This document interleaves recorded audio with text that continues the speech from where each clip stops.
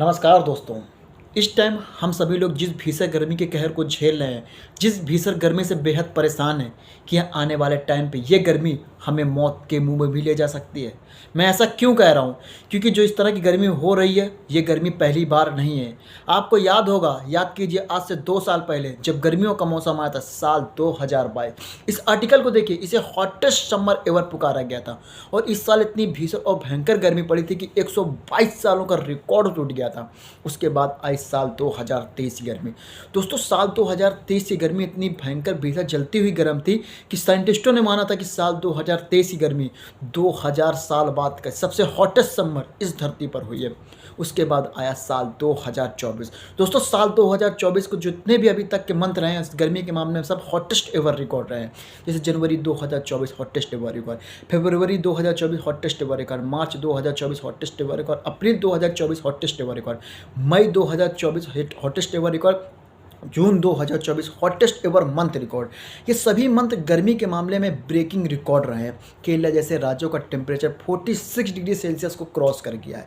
दोस्तों, south India ही नहीं, south India से लेकर साउथ एशिया तक के देश भी इस गर्मी के कहर से परेशान है।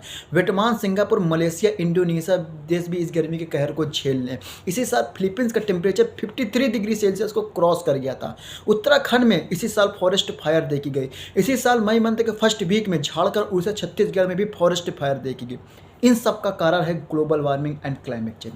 क्या ये इकलौता कारण है? नो। इसके अलावा भी 2 और कारण आते हैं। आइए इस वीडियो में समझेंगे हम उन 2 कारणों को जिनकी वजह से मौसम परिवर्तन होता है, इस तरह के एक्सट्रीम वेदर इवेंट बनते हैं।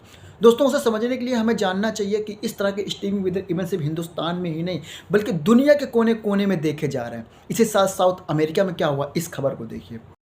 Brazil is facing its biggest climate disaster to date. Catastrophic flooding in southern Brazil has displaced over 600,000 people, 50% more than Hurricane Katrina. The unprecedented floodwaters, which began in early May, have impacted 2 million residents. Over 400 cities have been flooded, covering a region twice the size of England.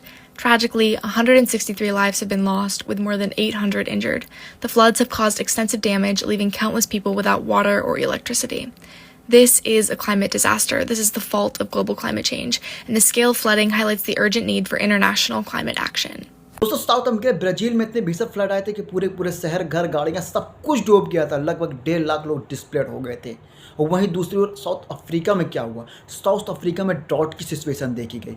10 दशकों बाद south Africa में ऐसी situation देखी जाएगी, ये ऐसा बताया जा रहा है। साउथ अफ्रीका सदर ने $5.5 बिलियन की मदद दुनिया भर से मांगी ताकि भुखमरी जैसी सिचुएशन से बचा जा सके। दोस्तों, इन सब के पीछे का कारण है एल नीनियो। एल नीनियो क्या होता है? एल नीनियो को एल नीनियो सदर्न ऑसिलेशन कहते हैं, शॉर्ट भाषा में से ENSO कहते हैं। एल नीनियो से ऊपर भी एक मुख्य कारण आता है पृथ्वी और सूरज का रिलेशनशिप। आप सभी जानते हैं कि पृथ्वी सूर्य के चारों ओर चक्कर लगाती है। पृथ्वी सूर्य के चारों ओर ईस्ट से वेस्ट की दिशा में चक्कर लगाती है और जब ये चक्कर लगाती है तो मौसम परिवर्तन होते हैं। गर्मी आती है, गर्मी के बाद सर्दी और फिर सर्दी के बाद गर्मी आती है। दोस्तों, अब बात करते हैं एल नीनियो। दोस्तों, एल नीनियो साउथ अमेरिका और एशिया, ऑस्ट्रेलिया के बीच जो बना गहरा बड़ा समुद्र होता है उसमें देखने को मिलता है। ये एक साइकिल की तरह होता है। जिस तरह के पृथ्वी सूर्य के चक्कर ईस्ट से वेस्ट की दिशा में लगाती है, इसी तरह के एल नीनियो भी ईस्ट से वेस्ट की दिशा में चलता है। मतलब जो भी समुद्री हवाएं होती हैं वो साउथ अमेरिका से साउथ ऑस्ट्रेलिया और एशिया की ओर चलती है। जब ये समुद्री हवाएं साउथ अमेरिका से ऑस्ट्रेलिया की ओर जाती हैं तो अमेरिका साइड का जितना भी गर्म पानी होता है वो सारा गर्म पानी ऑस्ट्रेलिया की ओर चला जाता है, जिससे उधर ऑस्ट्रेलिया साइड में बादल बनते हैं और ऑस्ट्रेलिया और एशिया में बारिश होती है। इधर साउथ अमेरिका में उस टाइम क्या होता है दोस्तों? साउथ अमेरिका का जो भी सारा गर्म पानी उधर चला जाता है तो समुद्र के नीचे से ठंडा पानी निकलने लगता है। जो समुद्र के नीचे ठंडा पानी निकलता है वो समुद्र में जो मछलियाँ होती हैं उनकी मरीन लाइफ के लिए काफ़ी बेटर होती हैं। दोस्तों, इमेजिन कीजिए जो ये हवाएं हैं, टेंट्स हैं, ये अगर स्लो हो जाए, मतलब ये धीमी हो जाए तो उस सिचुएशन में क्या होगा? दोस्तों, जब ये हवाएं धीमी हो जाएंगी तो जो अमेरिका साइड का गर्म पानी है वो ऑस्ट्रेलिया और एशिया की ओर नहीं जा पाएगा, ये सब इधर ही रहेगा। तो इस सिचुएशन में दोस्तों, जब ये पानी गर्म पानी अमेरिका की ओर रहेगा तो ये कहीं भी बादल बन के कहीं भी साउथ अमेरिका के साथ कहीं भी बारिश हो जाएगी। और दूसरी ओर साउथ ऑस्ट्रेलिया और ऑस्ट्रेलिया की ओर क्या होगा दोस्तों? ऑस्ट्रेलिया की ओर ड्राउट की सिचुएशन देखने को मिलेगी। आपको याद होगा कि साल 2019-20 में ऑस्ट्रेलिया में भयंकर बुश फायर हुई थी। दोस्तों, इसके बाद आता है ला नीनिया। दोस्तों ला नीनिया क्या होता है? ला नीनिया भी एल नीनियो की तरह ही कार्य करता है। दोस्तों जो ये समुद्री हवाएं होती हैं, जब ये स्पीड, जो समुद्री हवाओं की जो स्पीड होती है तीव्र गति से ऑस्ट्रेलिया और एशिया की ओर जाती हैं, तो जितना भी इस अमेरिका साइड का गर्म पानी रहता है सब ऑस्ट्रेलिया और एशिया की ओर चला जाता है। जब ये ऑस्ट्रेलिया और एशिया की ओर जाता है तो दोस्तों आपको याद होगा, इन खबरों को देखिए, 2021 की इन खबरों को देखिए, ऑस्ट्रेलिया में भयंकर फ्लड आए थे। और इस नीनियो के मुकाबले ला नीनिया ज़्यादा स्ट्रॉन्ग होता है।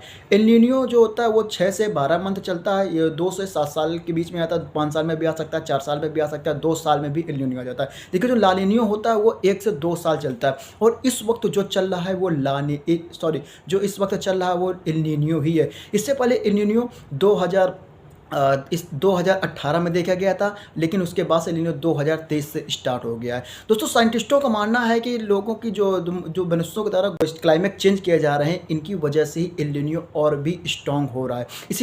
यही कारण है कि दिल्ली जैसे राज्यों का टेम्परेचर 50 डिग्री सेल्सियस को टच कर रहा है।